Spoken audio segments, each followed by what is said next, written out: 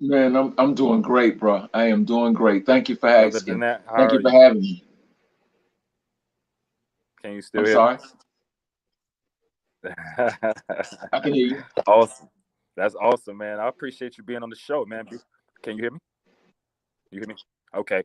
I was just saying I appreciate you being on the show, man. It's an honor and it's a blessing, man. And before we get started, I'll definitely like to let my viewers and stuff know that once again we are back live. We took a week off of the holidays, but we're back again, ladies and gentlemen. We are the New Order Dream Team. I am your host, the incomparable Red Fidel. I am the National Chief Strategist of New Order, and under the awesome leadership of Gerald Emerson Rose, who I give a strong salute to. And tonight and this evening, we have a very special guest with us, everyone. We have none other than Hank Stewart. Just I was claim You're something fading in and out. You're breaking accurate. up. Because I look, brother, up across and kind of see, and I was really, really aspect. Just one or two things about. Hold on for a minute. Hear me? Mhm. Can you hear me now? Yeah, that's better. Can you hear me now? You hear me now? Yes, that's better. Okay. All right. Cool. I'm sorry, but sometimes the reception is not that well where I'm at. But yeah, Okay. man, I was saying that it's to my and for my viewers. Let me take my hat off so you can see me. And for my viewers, I looked you up, man, and because I've heard about you, but I really was unfamiliar with your work. And when I went on and went and researched you, I was really impressed with your art, man. Like your Thank you. poetry is really really nice, man. I didn't even know that you did so much in the community as well. So those things we definitely want to expound on and talk Okay. about this evening. Let the viewers know because you are definitely someone that, for those who may not know of you, they Mhm. need to know of you. You Okay. know, I because appreciate it, Red. you are definitely here, man, and I salute you as well. So Thank you, bro. I would just I would like to take this time to allow you to let our viewers and our listeners know who is Hank Stewart, who you are, and just basically what are you offering to the world? Okay. Okay. So I look forward to it, man. I look forward to it. Thank you for again for having me. I don't take it Exactly. lightly, man. You could have had anybody on this platform tonight, man. And so thank you for even thinking that it's not robbery to have me. So I appreciate it. No problem, my brother. Thank you. So Hank, let me ask you this, man. Okay. Where are you from? Florida, Jacksonville. Really? You're from Yeah. Florida. Yeah. Ironically, I'm from Florida. I'm from Miami. Okay, you from the bottom. I'm from the bottom. So, From so the I bottom, know you're yeah. from Florida because you call it the bottom. The You really bottom, do. yeah, man. If you from the bottom, I'm from the but bottom, it's a man. From lot of good things come from the bottom, man. Hey, man, you better tell them again. A lot of good A things lot of came from good the things bottom. come from the bottom, man. Mhm. I'm from Opelika, Carroll City. That's where I Okay. was born and raised myself, man. I came here in '07, and it's been pretty good, man. I love the living. I just love the change, man. Sometimes transition as well. It does as well. And I've never really stayed in Jacksonville like that, but I've ran through a few times, and my sister actually Mhm. lived up that way. But indeed, my brother. So, what brought you to Atlanta? Ended up coming to school here. Went to a massive business college. Started working at UPS. Got into management, man, and I moved here in '84. So I've been here Okay, for a while, bro. I mean, okay, I've seen okay. Atlanta change. It wasn't when I moved to Atlanta. It wasn't 75. Wasn't even a 4 lane. It was a 2 lane highway. Two Really? lanes on both sides. Yeah. So Wow. I've seen tremendous growth. You know. So, I mean, to be here that long, you actually probably more of an Atlantean than you are a Floridian, huh? I am because Yeah. I left Jacksonville when I was 19. I'm 57 now, so I spend Oh, more time here. indeed, indeed, Yeah, indeed, yeah, I spend indeed. more time here than I did in Jacksonville. So, Have you had the opportunity to travel extensively? oh yeah, yeah, yeah, and it's definitely nationally and some international. But yeah, That's yeah. awesome, man. That's very awesome, man. Let me ask you, now as a poet, but before let me back up for a minute because I found this to be more dear to me because I consider myself a poet as well, but I just do it on the microphone. I'm an MC. But I started off with poetry, so you know the connection to poetry is always strong and always there, because I always tell people, you know, being an MC, quote unquote, aka what some may deem a rapper, we're actually poets as well, but we just put Mhm. our poetry to music, you know. And but I do salute poets like yourself, because the great thing about poetry, when it's done free form, like how you would do it, and so many others, the ability to actually expound and go into spirit is a little bit more there, because when you put it on record and you put it in songs, you just dealing with, like, you're contained, you have 16 bars to work with, so you're trying to, like, it's like a confinement, there's a restraint there. But when you actually do poetry, when you actually allow yourself to spread your wings and fly mentally and imaginatively, then there's no restraints, you can pretty much just go there. And that's the beauty in what you do. You know what I'm Mhm. saying? And I can hear it in pieces like It, like what I want to Mhm. talk about. And when I heard It, I really had to play it again, because I like how you, I like the way you use that word, and how you was actually using it to actually delineate different forms of it when it came to, like, women and all. I thought that was very ingenious how you did that. So for our viewers and our listeners, man, just how were you inspired to come up with that? What inspired you? How did that come about? Well, it is a piece that is it's of every woman that I know. You know, it's my Mm, mama, it's my aunt, it's my, first girlfriend, it's my, my friends, it's my coworkers, it is everybody, and one of the things that we wanted to do when I wrote it, I wanted it to be more of a barometer in which goals that women shot after to be it. mm, They wanted to have those skills, and growing up, women had this they had this thing about them. They had this class, this elegance about them. And so I wanted to capture that and actually put it on display for some of our young women today to understand that, so it was done. And it was so powerful that the only thing you could say is she has it. When I was trying to describe a woman, I just kept saying she has that it factor. She has that it. And I said, you know what? Let me try and pin what it is.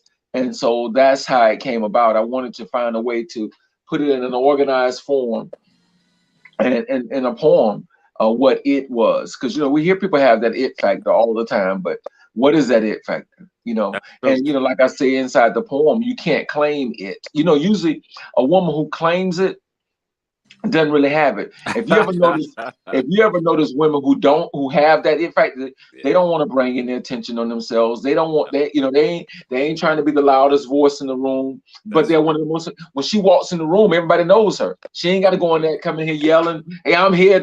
When that woman who has it walk in the room, and definitely every brother knows it. When we That's see it, true. That's we see true. it. That's So. true. You're so correct when you say that. So correct. And it's like an illumination to some degree, that's kind of like that works itself from inwardly outwardly, you know what I'm saying, just emanates from within, and you see that it factor. And sometimes we even call it the X factor. Somebody may have that X Mhm, factor about themselves, you know what I'm saying. mhm, So I like how you put that. I like how you put that, so much so it inspired me to do it, like create a song with that same concept, because mhm, I like how you did that. And if I was ever to even do that with a song, I definitely need you on there to do a piece. mhm, You know, maybe we could mhm. collaborate on something. Yes, Lord. Man, Thank you. that'd be very dope, man. That very dope. So with that be so also so besides poetry, man, what do you what's your livelihood, or has that been your livelihood? Do you do any, like, what's your occupation? What do you do outside of that? I'm a poet, writer, author. I have 5 books of poetry, 6 CDs, 2 novels, a coffee table book, children's book. I get an opportunity to travel a lot, speak a lot. Department of Juvenile Justice put me on a tour. I spoke in every youth detention center around the state. So I get I was on tour, just came off a tour with the Youth Detention Center, the National the Black College Hall of Fame, and Delta Sigma Theta, the sorority. I was on 3 different tours at the same time, speaking, and I also have a youth foundation. My youth foundation is approaching its 16th year. We work with kids, from all over the country. Really, now it used to be all over the city of Atlanta. But since the pandemic, we in COVID, we expanded, and because everything went virtual, we were able to offer the services that we have to young people, to students all over the country. So we're growing. We've given over $250,000 out, almost $250,000 out for COVID to help children and families. I have a really big event called Hank Stewart's White Linen Affair. It's a big fundraiser for our foundation, the Hot Chocolate Affair. So, if you Google Hank Stewart and put, some of those buzzwords in there, some of those keywords, Hank Stewart White Linen, Hank Stewart Hot Chocolate, a lot of that stuff will come up. So, I do a little bit of everything. I don't let grass grow on my feet. I'm actually working on my next book right now, and so lot going on. Are you self-published? Self and actually through a publishing company. So I got some of my work is self-published, and some, like my 2 novels, through Urban Christian Books out of New York, and so they're nationally published. As a matter of fact, those 2 books were best-selling. We were best-selling authors on Essence list. So I'm a best-selling author. I'm a poet laureate. Congressman Hank Johnson of the 4th Congressional District made me his poet laureate. When Lee May was CEO, he made me the poet laureate of DeKalb County in Atlanta. So it's so I have some titles. I won an Emmy for some commercials that I wrote for Fox 5, and won a Promax, a Gabby Award. I've done the Trumpet Awards. McDonald's had me. They hired me to help them coin the phrase 365. So we got some Black History commercials that I wrote with McDonald's, Fox 5. So it's been real fortunate, man. I'm listening to you, and I'm like, wow. I'm like, you really have been fortunate, my brother. But what shows is you really been anointed and blessed, man. And that's awesome, man. That's awesome to be able to actually live out your dream and live out, just and your dream actually take care of you. So many of us who have dreams like that, and they really don't take care of us. We still struggling, or a lot of cats still, or a lot of people still. They just don't have those opportunities. So you definitely, man, whatever you did in the past and you're constantly doing right now, you're moving in the direction that God has for you. And I salute you. That's awesome. Well, Mark Twain said that the 2 greatest days of your life. Well, the first, let me give you this one. Dr. I love quotes. And so one of my favorite quotes, Dr. Ben Carson said, if not Ben Carson, the greatest tragedy in life is not death, but the greatest tragedy in life is to be given life and not know why you're living. Miles Monroe said that. The greatest tragedy in life is not death, but the greatest tragedy in life is to be given life and not know why you're living. November the 7th, 1991 is when I discovered my purpose. Mark Twain said that the 2 greatest days of your life is the day that you were born and the day that you realize why you were born. Well, I'm gonna edit that. I say there's 3 great days in your life: the day you were born, the day you were born again, and the day you realize why you were born again. All right. And if you understand that, it makes your life so much better. I mean, you don't see rain as rain; you see it as liquid sunshine. Everything starts to change. When you understand your purpose, man, your whole life changes. And I had an opportunity to discover that early on in my life, man. And so I don't need an alarm clock to get up in the morning. My purpose wakes me up in the morning. If I use an alarm clock, it's just to remind me that I got to get up, but it's not waking me up. My purpose wakes me up every single day. So when you get to the point where you've plugged into your purpose, man, ain't nothing more beautiful, man. It makes the days a lot easier. Man, that's beautiful. That's inspiring just to hear. So let me ask you this, man, because a lot of people, man, and in the times we're in now with this whole pandemic, a lot of people are really trying to find and dig out and excavate their purpose, man. And I guess my question is, how did you uncover yours? How did it happen? Was it something that was just like serendipitous, or were you really were you praying for it? Or, I mean, how can one come into the realization of their own purpose? What is that? Tell me about that. Well, I think you have to spend some quiet time meditating with God to really understand why He put you on this earth. For me, November the 7th, 1991, was the day everything changed. I was a manager at UPS. I was working third shift. I came home that morning about 7:30, 8 o'clock that morning. Started peeling around the house. I washed some dishes, folded some clothes, put some more clothes in. I took a shower and I went to bed. I woke up around 5:30 that evening, turned on and I started getting ready to go back to work because I had been asleep all day. So I turned on the TV, and of course, the news was the news. Murder, carjacking, inflation, all the typical things you hear on the news. I'm a sports junkie. I love sports. I love football, basketball, baseball, race car driving, hockey, soccer, tennis, golf. I love it all because I love the strategy. Sports is about a strategy. Everything is it's about in football, it's about the matchups. In basketball, it's about the matchups. In baseball, it's about the pitching. And tennis, golf. It's a strategy. I'm a sports. That was the day that Magic Johnson declared he was HIV positive. Right. I had never in my life seen the news so bad, bro. And I started doodling on a sheet of paper. And the very first poem that God ever blessed me with was a very simple poem, but it changed my life. The poem says, Lord, there's times when nothing is going right. Lord, there's times I can't find anything good to talk about. Lord, there's times when I cry. I wonder, do you hear me? Lord, there's times I've fallen. And I wonder, did you see me? Can you hear me, Lord? Can you hear me? Can you hear me? Just give me a sign. And very softly, he spoke to my heart. He told me about Calvary, and this is what he said. He said, Hank, do you know they slapped me across my face because I heard your cry. They pierced me in my side because I heard your cry. They spit on me because I heard your cry, and I died on a Friday because I heard your cry. But I rose on a Sunday because I heard your cry. Now, my child, you have it all simply because I heard your cry. That was the first thing that I ever wrote. Bro, I started coming on writing every single day after that. And I knew that was my purpose. It wasn't even a question. I knew I had stumbled across what God had put me on this earth to do. So I started transitioning my way out of corporate America into following my purpose, man. And so it's just been a phenomenal life, man. I mean, if I took this camera off and walked around here and showed you all of the awards and things that I've had an opportunity to do, it would blow you away, man. And it was, the people I've had. I performed from Rosa Parks to Michelle Obama when she was first lady. I performed for the first poet that ever graced the main stage at the Essence Festival in front of 90,000 people, right? Compliments of Coca-Cola. The Trumpet Awards, I performed with James Ingram. At Yolanda King's funeral, I was sitting there and I performed with Billie Holiday and sitting right next to Cicely Tyson, Harry Belafonte, Sidney Poitier, Dick Gregory.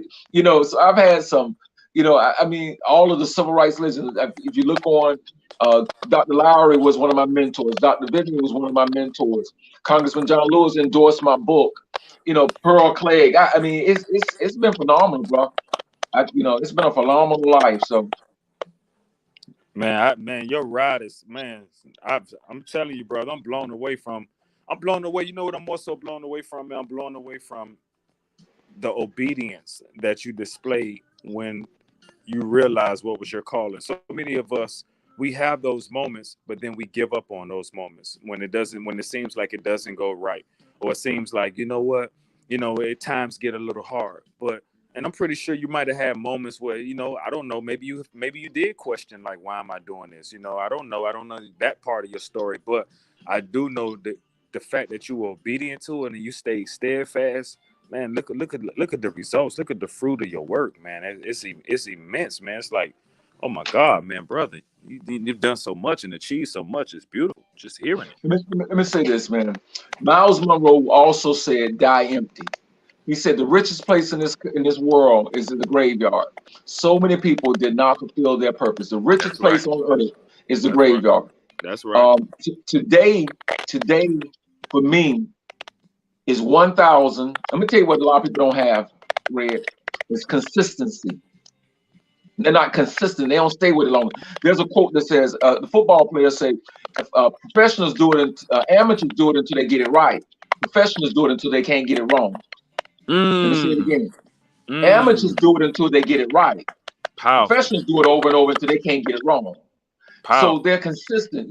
So many things that I tell you people do not have is consistency. Let me give you an example. Today is my 1,460 straight day of working out. I have not missed a day since December the 30th, 2016. Wow. I get up and I work out every single day. Every single day. I make a conscious effort to get up and work out. 1,460 and 60. Tomorrow will be it will start my fourth. I just will complete my fourth straight year. I'm going into my fifth straight year starting tomorrow. Most people, there's a quote that says, "If you're tired of starting over, quit quitting." If you're tired of starting over, quit quitting. Most people will start something, they quit. That's why in January you see all these Resolutions. resolutions, and then you see all of the gym memberships down because people, everybody want to lose weight and all that. Yeah, It ain't about. It's about how consistent you're gonna be, that's right? right. And so to me, it's about stand on my game, man. Stay consistent. Where people can depend on you. Consistency is one of those things. Is dependability. If I say I'm coming by to pick you up at 5 o'clock, I'm gonna probably be in there. I was sitting there I was sitting in the waiting room waiting. I was really waiting to get on, and then I was waiting in the waiting room because I don't like being late. I can't stand being late. Right, I'm just that dude. right. It's about being consistent, right? And so most of us don't have the consistency, the wherewithal to stay with stuff, man. And if we stay with you'll probably win. Most of us quit right before we're about to ready to hit it. That's so true. That's so true, and that's like I've always said. That's like one of the main ingredients to the recipe of success is consistency. Like I have a saying when I say consistency, commitment, and dedication over everything. And those three things you have to have in place. And the consistency is the part that really tests your wherewithal, and to me it pulls on how much you really want it and how much and commitment kind of is entangled in that, because you got to have a commitment to the consistency and you got to be dedicated to it all. So the fact that you were able to do that for over 1,000 some days, despite everything we're going through with this pandemic, all of the nuances in life, I mean, the fact that you can do that like that says a lot about your consistency, and that says a Well, I lot mean, about. I've flown. I've been in Oakland, California, and I've been in Miami, down in the bottom where you're from. Yeah, I've gone as far as you can go from the top northeast to and across. I've St. Croix, Aruba, and I'm still getting up and I work out because I'm committed to it, right? And right. so for me, there are days and I had to find what works. So some days I work out at 12:01 this morning. I was up at 2 o'clock in the morning working out. You know what I mean? So some days you have to get up a little early, some days you have to do it later.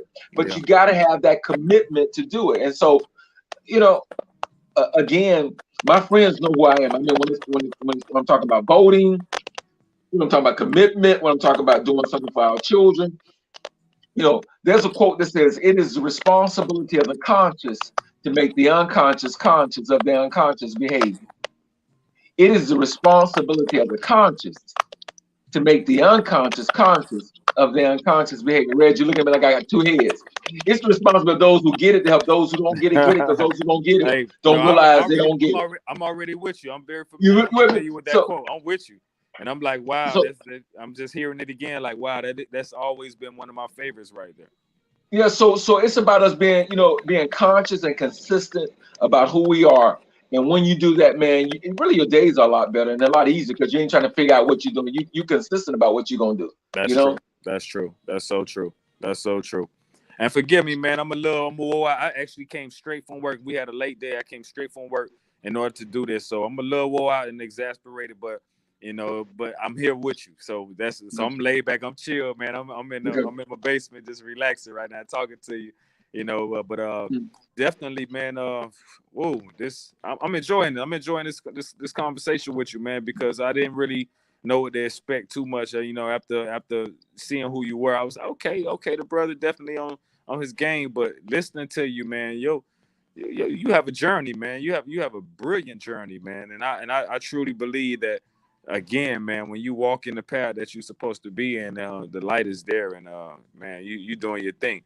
And speaking of which, let me segue back a little bit, because I like the fact that you work with the youth, and you did the tour as far as I want to say like in prisons and something like that. That's what you mentioned. Youth detention center. Youth detention center. Let me ask you this: in that situation right there, let's just say the tour was there. What did you find? Talking to the youth who are in detention centers, what do you find the most prevalent as it relates to, I would say, like their disconnect, their that deficiency, or that thing that's keeping our youth in that state of mind? What thing do you, what's the commonality you see that's there that's actually going Well, wrong? there's several things. I sit on the board right now that's called National Juvenile Defender Center, Okay. and it's actually out of D.C. And our whole purpose, Red, is to make sure that every child that goes before the juvenile court system has fair and competent representation. Okay. Too many of our young people shouldn't even be in jail because they were railroaded into it, right? A lot of our young children who are in jail right now, white kids wouldn't even be in jail for what they're in jail for, I right? agree. That's the first thing. So they don't even need to be in there. That's the first thing.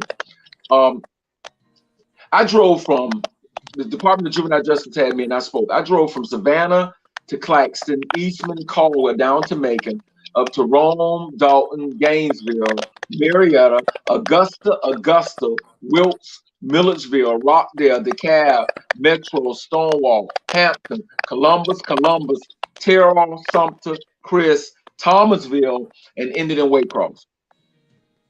I did it twice this year, twice before the year was before we went into the pandemic. And what I found was most of our kids, man, I didn't. Most of the children I met, man, were phenomenal kids, man. They were phenomenal young people. Um, it might have been some environments that they were in that put them in there. I used to tell them, I said, let me tell you all this. I said, and I would ask them questions, and we actually bonded. That's why I went twice, because they had the superintendent asked me to come back again, so they had me to go and do it again. I would ask some questions. I said, how many of y'all like sports? And most of them hand went up. I said, let me ask you a question. If we had the same color jersey on, what does that mean? And everybody yelled, we're on the same team. I said, I hate to tell you this, just because somebody has the same color jersey you have on, don't mean they're on your team, right? Some people on your team are pulling against you, right? And then I said, I hate to say this, but if you want me to say it, I'll say it. And they said, well, say it, Mr. Stewart. I said, some of your family members are pulling against you. So, so you had some young people who had destiny, greatness written all over their destiny, and their families or somebody else strategically set them up for that failure. And so it was my goal and my desire to reinstate greatness in them. And so what we would do is I would say, and I said, how many of y'all, if you're reading a sentence and you get to a comma, what do you do? And everybody said, you pause. I said, well, what do you do when you get to the period then? They said, well, you stop. The theme became, this is your comma, not your period. So if you go around to all of the youth detention centers right now, and you bring all the young men I talk to and put them in a room together, and they don't even know each other. But if I walk in that room, Red, and I say, this is a comma, they're going to say, this is not a period. Because I want them to understand, once you get out here, it was just a comma. Yesterday's a canceled check. Tomorrow's a promissory note, but the day is ready cash. Whatever you did wrong yesterday, it don't even matter anymore. This is a comma, not a period. Do not make this place your period. That's right. Don't make it your period. So here's what I was beginning to do. I would get all of them to write their commitments down. These are all their commitments, bro. All over the state of Georgia. These are kids who saying, I'm not gonna break the law no more. I'm not gonna hit another woman. I'm not gonna steal another car. I mean, these are the commitments right here. All over the state. That's the first year. Right? This is my first year. And this is the second year. Second term. You know what I mean? So talking to them and getting them and really trying to reestablish who they are and what their greatness is, because our kids are phenomenal, man. They're phenomenal. I agree. They're phenomenal. And some of the reasons why they're not succeeding is not at their fault. It's adults who are messing over their lives and they're pulling our kids into that mess. That's true. So our kids definitely are a byproduct of their environment, man. And if their environment is not conducive for them to flourish mentally, spiritually, and even physically, then we see what happens. We see the situation as it is. And I totally agree. Me speaking to the youth and taking that time to, do what I do as far as my own activism, and even in music, a lot of times, I'm invited to come talk to the youth and come talk to people. And So I see that, and one of the disparaging things that I often see is, unfortunately, be honest with you, man, the very tool that I do, be it music, is one of the weapons being used to actually keep kids in a state of a lower vibration and a lower frequency mentally. You know what I'm saying? So that I would just say that forces that control a lot of our society, have learned how to, or put in place to, a lot of this stuff be systemic to me. A lot of it be systematically, put in place to keep our youth, recycling in the whole prison complex and Exactly right. system. You know what I'm Exactly saying? right. So I see it on that level, man, and it's unfortunate. And then couple that with broken homes, couple that with single parent I was gonna say households. that, Nate. Single Yeah, parent homes and all that. yeah, Yeah. yeah. You couple that with that, man. You couple that And, with poor nutrition. You couple that with the absence of God, absence of church, absence of foundation, absence of mentorship, and you really raising a ticking time bomb. You know what I'm saying? mhm. So definitely. What you were gonna say? Yeah, and I totally agree with that. I think when you look at the fact that I always said I'm divorced. I was married. I said, but I love my son. I have one son, Okay. and I said I love my son more than I dislike my ex. Mm, Versus disliking my ex more than I love my son. You gotcha. get two totally different results. If That's you true. love your child more than you dislike your ex, when your ex makes a good recommendation, my ex used to make great recommendations. Austin needs a tutor. Maybe we need to put him da da da da. So because I loved him, when she made a recommendation, I wasn't mad at her. We did what she thought was better, Right. right? So when you love your child more than you dislike your ex, you get a different result than when you dislike your ex more than you love your child. When you got people, there's a whole lot of people dislike their ex so much. No matter what's good for the kid, they don't want to do nothing because they think it's benefiting the ex. You with Mm. me? They don't want to do nothing, and the child gets caught up in that, right? And now the ticking time bomb that you talk about, and then you take away. One time, I'm old. I'm sure I'm much older than you, Red. But the church was very pivotal when I grew up. We had the vacation Bible schools, and even when my mom had to work, she could put us on the church bus, and Miss Chapman across the street, and anybody else who's going to church will watch us. There's no longer community, and then the church is not doing what it used to do. You know, it That's true. became so much of a business. So when you start looking at all of the things that was dismantled, when I was, and man, I'm a '60s baby. I don't know how you could be a '60s baby and not be conscious. The year I was born, Medgar Evers was assassinated, right?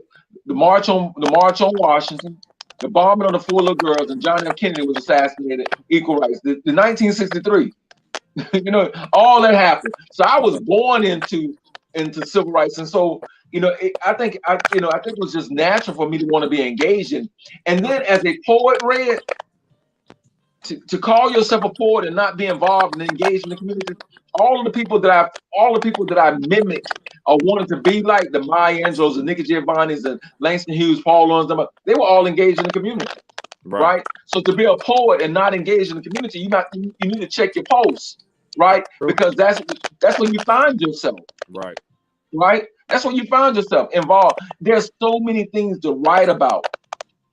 There's so many things to write and document. A piece that I wrote not too long ago is called "I Accept," and it was written after I lost three mentors this year: Dr. Joseph Eccles Lowry, Dr. C.T. Vivian. You can see him on a picture with me right here, and Congressman John Lewis. All of them, I could go to all of them house, talk to him. Congressman John Lewis, like I said, wrote. He knew me. He would see me and say, "Hey, Hank." Congressman Dr. Lowry, I would be over his house. We'd be looking at a game and gun smoke together. Dr. C.T. Vivian, I can show you pictures of our kids. So I had three mentors, and so I wrote this piece, and it goes like this: What are you giving me? What are you putting in my hand? What you're giving me has just altered and has changed my plans. Why are you looking at me like that? There's this look in your eyes. Am I even qualified to accept this? Will there be a ceremony? Do I need cap and gown? Need I be baptized? I know you're tired. I know you deserve rest. How can I say no to you with all that you've poured into me, all that you've invested? I'll take it. Okay, I'll take the baton, I'll carry the torch. You've earned the right to relax, the right to sit on the porch. I accept the baton and all the responsibilities that it holds. I accept the challenge to stand tall and bold, to fight for justice, to stay on the wall. I'll do what needs to be done. Yes, Red, I accept the call. And integrity will stand with me, even if we have to stand alone, to speak truth, no matter who's wrong. You fought the good fight. You completed your assignment. Pass me the baton. Our souls are in alignment. I'll sacrifice my body just like you. I'll stand or kneel against racism, sexism, discrimination, regardless of the hue. I'll get up early and I'll stay up late. And when it's my time to be tested, just like you, I won't take the bait. I accept the baton because it's my turn. I accept for all of our ancestors who were raped, beaten, those who were burned. I accept because before midnight, December the 31st, 1862, our ancestors were praying to God on their knees. I accept for all of our ancestors who were hung from those trees. I accept because dogs and water holes didn't turn us around. I accept because our ancestors spoke up and spoke out, even when they didn't know the language. They didn't know a person, place, or a thing was a noun. I accept because at the bottom of that bridge, they were beaten and left for dead, broken bone, tear gas, blood dripping down their head. I accept because you sat when you had tired feet. I said because the only way we could walk into that hotel was through the back door. And it was only to wash dishes, cook on the bed, change the sheet. I said because America was built on the land that our ancestors tore. I stand because our ancestors' blood fertilized these soils. So if it rains, I stand. If it's hot, no fan. I stand with the weight on my shoulders. But the foundation that I stand on makes me bolder. I stand for those who didn't get a chance. I stand for those who died because a white woman said at me, he took a glance. I stand for those who look like me and may have forgotten, although our ancestors were side by side, red in the fields picking cotton. I stand for seniors. I stand for children. I fight for one. I advocate for millions. I stand for those dreams, our ancestors' dreams of freedom they would hold fast. I stand for our ancestors who fought and died for this country, and the flag was never flown for them at half staff or half mast. I stand for those living on the bridges and sleeping on makeshift pallets. I stand for our ancestors who knew our voice was in the vote, it was in the census, it was in the booth, it was on the ballot. So yea, do I walk through the valleys and the shadows of death. It's about others now, no longer about self. Give me the baton I carry with pride. I won't let the torch burn out, the baton hit the ground. Even when I'm tired, you train me. Now I'm one of your lieutenants. I take the baton from my ancestors so one day I can pass it to our descendants. I accept. Do you? Man, salute, my brother. Salute. That's what. That's all right. Did any of them ever get a chance? Well, you said you wrote that afterwards. I just wrote that. Yeah, none of them got a chance to hear it. And you learned it already. Yeah. Wow. Yeah. Oh, yeah. Yeah. I'm committed to this stuff, bro. Yeah, I already see. That's a veteran move right there. That's a Yeah. veteran move all day. Let me go plug my phone in. Straight veteran move. Man, that's awesome, man. Definitely awesome, man. You just had an opportunity to actually sit with CT Vivian and have that type of relationships is awesome, man. I actually had my own little, I got a chance to meet John Lewis and chop it up with him, once or twice. So that was a blessing in itself, man. But to truly have a relationship with him like you had, man, I know that was a lot of wisdom you pretty much soaked up dealing with them brothers, because I know they had the stories, they had the backdrop, and they had the history to go behind it. And just to in your generation, I think that's what our children need to, man. That's what they need to. That's what I feel like we dropped the ball to some degree with passing that down. But because I get in them conversations, most of the time our conversations, they be music driven, because a lot of times we'll say, okay, where the youth are at. Sometimes the music, especially on the commercial level, it's not pretty edifying. It's kind of, keeping you lowly mentally a lot of times. So, but I say to people, well, a lot of the older MCs, aka the elders, they really didn't pass anything down. But at the same time, it was difficult. The elders, look what we were talking about. We kind of ushered in what these kids are doing now. We was at the preamble stages of it, so it still had a little element of something there. But now that it's totally transmuted into something that's like truly empty and devoid without any true, substance on a commercial level. I keep saying commercial because there are artists out there who are doing some good work that unfortunately you don't hear them on the radio as much. But I just think that once corporate got involved with it, it just kind of just to me it defaced the whole truly stood for at that time, because you had such a kaleidoscope of different music. It was like a buffet. If you wanted this, you had that. If you wanted that, you had this. And I think the extraction of the variety and now only funneling it down to one particular menu is now pretty much caused the biasness in music. They pretty much patterned and molded the mindsets of the listener, and I see that on so many planes. And I say that extends itself even on a political front, because back then in the 60s that you spoke of, you had countless leaders who were, I would say, for this box, they get on the voice. Like you had so many in them times. You had MLK, you had Hampton, you had whom I had the opportunity of interviewing his son. Awesome. Salute to that brother. I mean, you had so many different you had so many different people that were speaking. But now look, even our leaders have been condensed down to where we really don't have any true voices out there that really we take. I would say that the youth even take serious. 'Cause I mean, it's a different game. It's a different vibration out there now, to some degree. So for you to be able to go in to the these detention centers and still be effective and they listen to you, that's positive. That's really powerful at the same time. So I mean, that's giving me ideas on from a musical standpoint of maybe how I can move my music to even penetrate the mind and barrier now catching them as soon as they get in the educational system, forming a barrier around their mind that I'm sorry, you probably can't hear me. Can you hear me? Yeah, you're breaking Or up. you able to? I'm sorry, man. I guess it's where I sit in that section of my home. Now you can hear me better now. Can you hear me now? It's getting better. All right, I'm sorry, man. I said quite a few things, man. I don't even want to go back, but Yeah. indeed, man, I think that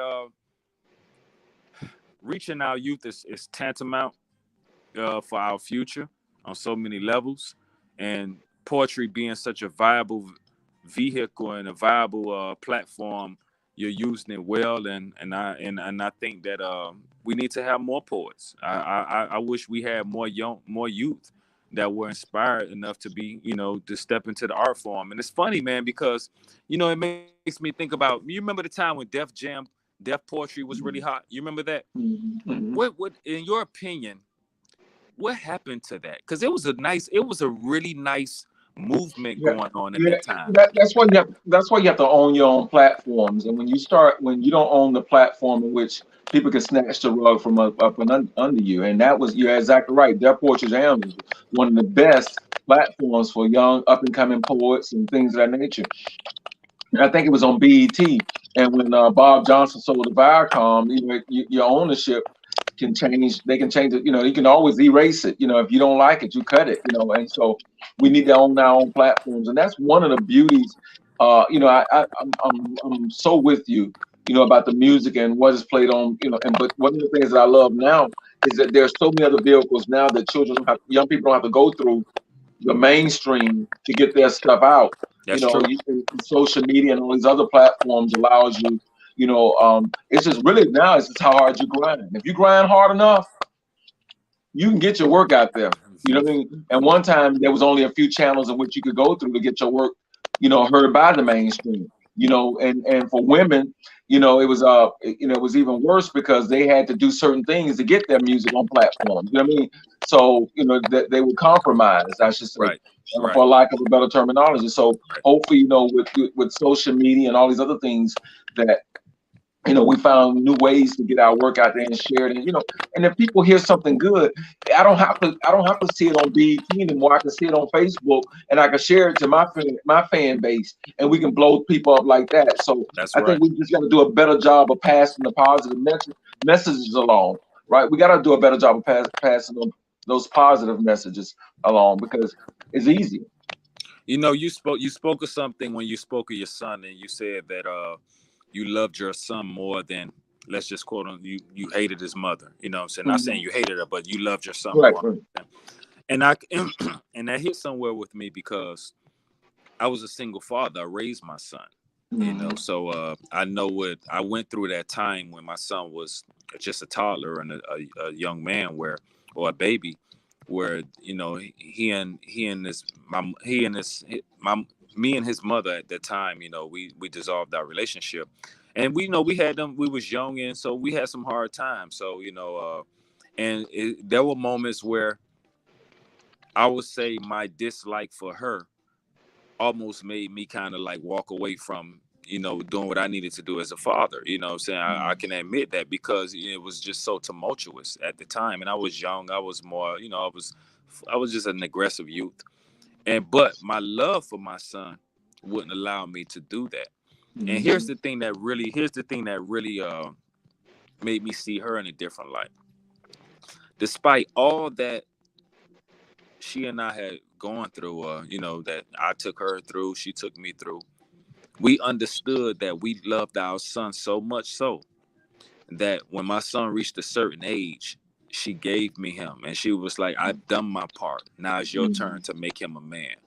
And that takes a lot for a mother to Mhm. do, to relinquish Mhm. their child to their father for the greater good of their Mhm. child, though. You Mhm. know what I'm saying? And to me, Mhm. that truly is an unselfish love. And when I try to Beyond explicate, beyond the child, yeah, you ain't got the child support and all that. You love him enough yeah, that you can say you keep the child support because I'm more concerned with him I'm than the more money concerned that with I'm him. getting monthly. You understand? Yeah, And man. that it takes a very mature person to do Man, it that. You takes a know. very mature mother, man. I mean, and I Mhm. salute her, and everything that we went through, our slate was wiped clean. And it's funny you said, because I was in Miami, you know, like, again. And when we went to the courts, because I was on child support all them years, by the way, I got my son when he was like 8 or 9. That was our agreement. So when we went to the child support down in Miami, you know, if you know anything about Florida child support, Janet Reno, she had to have the law set up where they was putting brothers in the clink down there. Mhm. So we went to the courthouse. So we go in to the child support, and she tells the judge that she wants me taken off child support. And would you believe, them folk did not want to take me off that? They was asking her, did I threaten her? Did I put her under any type of duress? Boom, boom, boom. They even told me to leave the room. They had me removed, and they was talking to her, and that they wanted her to keep me on their paperwork. And she stood her ground and was like, no, I want my son's father off child support. Mhm. And at that time, you know, I wasn't the best with the monetary situation. Just, it is what it was. So I owed a few arrears, and they was like, well, he owes you such and such amount. Do you want this? She said, I don't want nothing. I just want y'all to stay out of our business, take my son Mhm. off that. We got this. And at Mhm. that very moment, my brother, I saw I saw she spoke for every black woman to me. Every strong Mhm. black woman, that she spoke for Mhm. the black woman that sat in the front of the bus. She spoke for the black woman that held every sign. She spoke for the black woman that drank from every white water fountain. She spoke on a whole nother level when she said, "Don't folk." You could hear a pin drop in there when she said that, and I said, "Yeah." Right now, You the need to ancestor, y'all need to write ancestors. a book. Y'all need to write a book on that. You need to Hey make man, the you need to ancestors fell down. make You her heard the me? co-author of that and give her some of that cash on that because that you're absolutely right. That's pretty powerful. Yeah, that was I'm sorry, powerful, man. I'm gonna have man. to run. I got another one coming. I got another interview coming up. We trying to get this vote out. Not interview, but I got to help. We got another voter registration piece that I got to get on. But it has been a honor to be on here with you. Indeed, And my brother. Indeed, my brother. I appreciate you as well, and it's a pleasure actually speaking with you. And I'm glad that I met your acquaintance, man. I'm gonna reach out to you, and I'm gonna definitely follow you and stay in touch with you, man. And I would definitely like to stay involved with your movement, and somehow, maybe we could collab and cross paths in some way on the I art look tip. forward to it. I look forward to it, Indeed, Red. indeed, I my brother. appreciate you, God. Indeed, and I also just released a new album. I released the album on the first day of Kwanzaa Oh, on good. 6th, and you should check it out, man. I do what they call adult contemporary hip hop. My music is definitely for the adult hip hop listener, and I think that someone like yourself will find it definitely musically edifying in itself.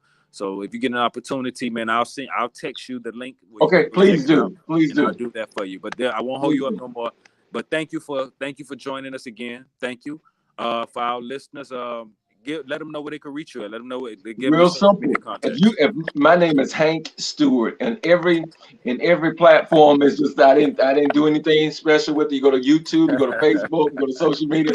It's Hank Stewart, man, and if you put poet beside it, it's gonna give you a little bit more information. So it's easy to find me, bro. I appreciate it. But again, thank you, Red, for having me on this.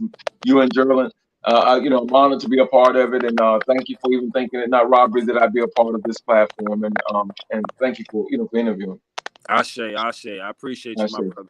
All right, with that being said, man, thank you again, and for our listeners, we thank you, we love you, and till next week, peace and blessings, my brother. Peace and blessings. All right, one. Bye-bye.